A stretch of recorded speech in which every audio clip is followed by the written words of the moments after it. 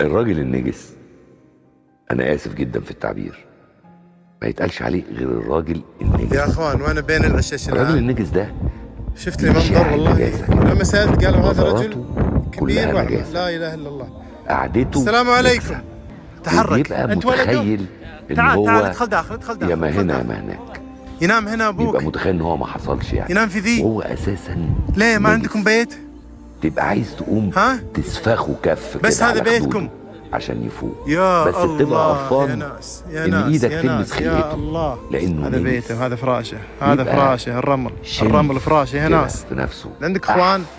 لطخ 4 مش لطخ، لطخ. ايه ولا قدرتوا تسكنون ابوكم ببيت وتحبونه؟ متخيل ان هو ما حصلش، هو رمه نجس، لا سرير ولا شيء ولا ينام على التراب كذا. ونقابل ناس نكسه كده على فكره، بنقابل يلا ناس من كتير يرضاها كده يا ناس، بس من يرضاها.